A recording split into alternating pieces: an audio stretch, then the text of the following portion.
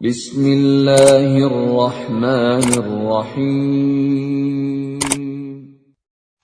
Bismillahirrahmanirrahim. Assalamualaikum warahmatullahi wabarakatuh. Terima kasih atas kesempatannya. Gus Baha izin bertanya, bagaimana cara paling efektif membendung pemikiran-pemikiran neo-khawarij di lingkungan kampus? Matur suwun. Wassalamualaikum warahmatullahi wabarakatuh. Wah, itu jawabnya paling gampang. Biasanya kewajiban itu dibebankan sama yang terkait. Jadi itu tidak saya. Saya kan kiai pesantren, kamu kan orang kampus. Berarti kewajibannya di Anda, bukan di saya. Di mana-mana kewajiban itu dibebankan sama.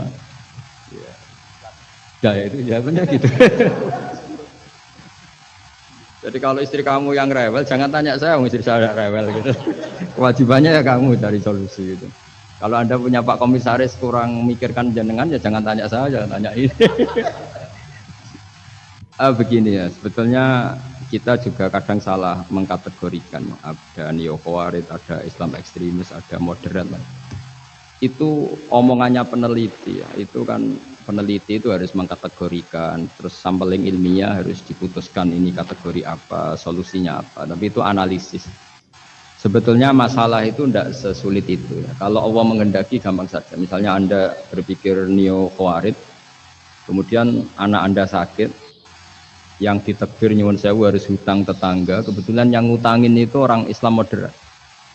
Ini yang sering lupa para analis itu, saya ulang lagi, para analis itu mbok yaong regani pangeran. Saya itu sering ketemu para analis, sering saya ingatkan, mbok yo kamu itu regani Allah. Allah itu punya hak untuk kreasi, punya hak untuk ngatur, punya hak untuk menentukan. Kita misalnya begini, kadang berpikir orang neo khawarij tadi itu bisa nggak ekstrim kalau bacanya buku ini atau ngikuti pikirannya tokoh ini, itu kita. Tapi kalau Allah itu enggak. Saya beberapa kali ada kejadian orang begitu benci misalnya sama Muhammadiyah atau benci sama NU atau benci apa. Itu marine mergo anaknya pacaran terus nikah. Mulane corong Jawa gedeng tapi nyanding. Itu banyak kiai yang benci Muhammadiyah. Barang anaknya besanan ya baik-baik saja. Karena nanti cucunya jadi Muhammad NU. itu buahnya ada 1-2 itu. Sama nanti orang yang kuras gitu ternyata pas butuh bantuan yang nolong itu Islam moderat. Akhirnya kan karena Al-Insan Abdul Ihsan itu ya respect. Jadi, nah tapi kita sebagai analis ngiranya kalau pikiran itu dilawan pikiran, tidak mesti juga. Jadi manusia itu segampang itu. Dulu yang namanya Abi Sufyan itu bencinya sama Nabi, Masya Allah juga sebaliknya. Tapi ketika Ummi Habibah jadi istrinya Nabi, itu kebencian yang penggemar Abi Sufyan dan Nabi cair. Begitu juga Juwairiyah. Makanya ketika ada konflik besar antara kelompok-kelompok itu, karena mereka sebagian sudah jadi istrinya Nabi, itu mereka bilang asharu Rasulullah SAW. Jadi konflik yang se-ekstrem itu selesainya pakai besanan. Ashar itu besanan. Mau tukaran gimana? Mau benci Muhammadiyah gimana? Cucunya sekarang sudah Muhammad NU. Yang NU juga cucunya sekarang, ya sudah. Akhirnya ya baik-baik saja. Jadi tidak udah ada solusinya. Kalau Allah sudah menghendaki nanti gampang saja. Sama jangan tanya, lah kapan itu Gus? Yang saya ada Tuhan kamu tanya ya, tanya sama Allah. Jawabannya wallahu a'lam. Tapi saya mohon para analis ya, jangan corong Jawa ojo ngilani pangeran. Tuhan itu diberi hak untuk menyelesaikan karena banyak yang di luar dugaan. Wahsy itu menjadi mukmin justru setelah membunuh Hamzah. Khalid bin Walid menjadi mukmin justru setelah menang di perang Uhud. Tapi kalau Allah menghendaki segampang itu. Yaitu ketika Khalid bin Walid menang di perang Uhud karena sahabat melanggar perintah Nabi harus tetap di atas gunung sementara mereka melanggar turun ke gunung. Itu Khalid bin Walid itu, wah Muhammad itu luar biasa. Anak buahnya melanggar saja dikasih sanksi, apalagi kita. Ini berarti orang yang sangat diperhatikan oleh Tuhannya. Terus dia cara berpikir begitu. Akhirnya masuk Islam. Banyak orang masuk Islam itu malah pas menyembah Tuhannya, Tuhan berhala. Itu ada orang Arab, zaman Arab dulu. Pas mau nyembah berhalanya, pas ada luwak kencing di kepala berhala itu. Terus dia, aduh punya Tuhan kok gak keren, gimana? Terus masuk Islam. Jadi dia dapat hidayat pas keliru. Kalau dalam cerita kewalian ya Sunan Kalijogo itu, dia jadi muridnya Sunan Bonang. Kenalan pertama karena begal Sunan Bonang. Pas begal malah jadi murid. Jadi kalau Allah itu punya sekian cara. Kadang kiai itu gak bisa mengislamkan orang, tapi banyak mahasiswa punya pacar non muslim itu yang islamkan pacarnya. Ribet kan kalau sudah mau apa coba itu memang. Ya sudah, Allah itu diberi hak untuk ya tetap Allah sebagai Tuhan itu tidak usah. Mbah Mun itu diantara yang sering dikatakan beliau itu dulu saya juga agak protes dengan tanda kutip, tapi beliau ngendikan ya saya sami'na wa ata'na. Kata beliau gini, hak sok itu sing bawa agama nang Indonesia itu pegawai negeri, yang bawa agama kemana-mana itu pegawai negeri. Saya sempat protes. Lah santri bah, mau santri karuan mau santri. Tapi setelah saya jadi kiai, ya bebas. Setelah saya jadi kiai, ingat sudah jadi kiai betul, sudah jadi kiai betul. Tanpa SK enggak. Kalau komisaris pakai SK, kalau kiai itu nggak usah SK.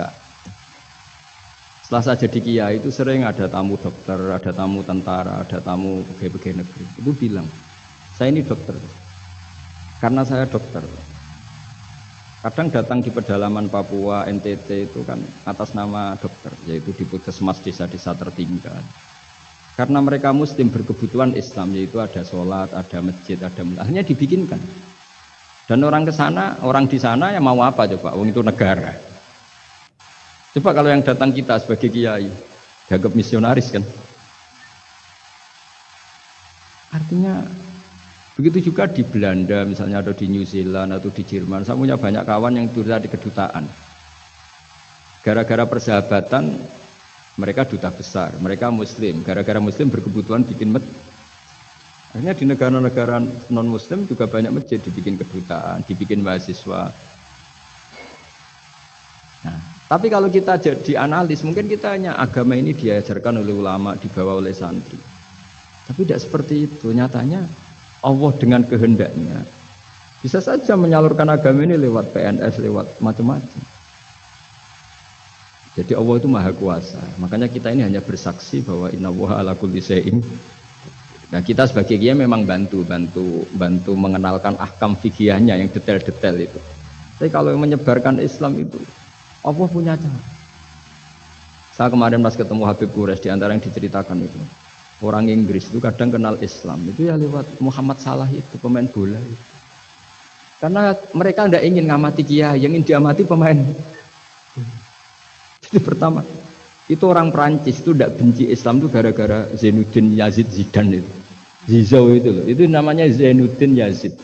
Yazid Zainuddin, kena bahasa Perancis jadi Zinedine Zidane. Itu dulu imigran dari Aljazair itu dibenci sama orang Perancis. Tapi setelah yang membawa Perancis juara itu adalah seorang Zidane. Itu terus mereka agak benci Islam karena yang membawa kebanggaan Perancis juara dunia. Apalagi kalau nggak salah pas itu ada 3 pemain Muslim Perancis.